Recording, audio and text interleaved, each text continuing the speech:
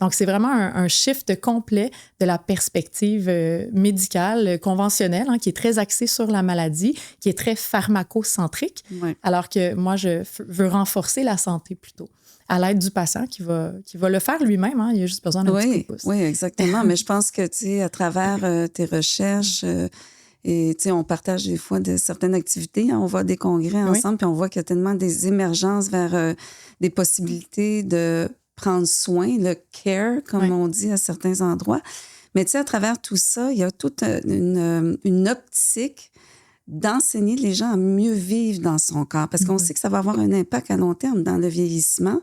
Puis tout l'aspect de l'activité physique, c'est sûrement quelque chose que tu abordes avec tes patients. Absolument, l'activité physique. Puis pour faire du pouce là-dessus, en finissant mes 3 R, parce qu'on a escamoté les 2 derniers. Ah bon? Il y a tellement de choses. Il y a tellement de choses. L'activité physique arrive dans les prochains R. Donc, on a parlé de retirer les offenseurs. On veut remplacer qu'est-ce qui pourrait être manquant, donc les nutriments et les hormones qui pourraient être déficientes chez certains individus, et on veut régénérer.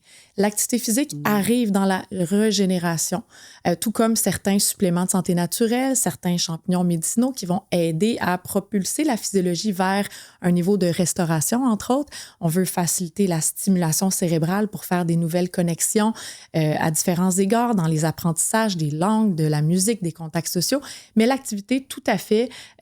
Par exemple, le fait de marcher 10 000 pas par jour diminue de moitié le risque de souffrir d'une démence. Oui, puis c'est pas obligé que ce soit une activité nécessairement un marathon, des choses très spécialisées, pas du tout. Juste le fait d'être actif, de sortir dehors, d'aller en plein air, de faire une quantité de mouvements qui va permettre au corps de se délier un petit peu, là, de garder sa mobilité.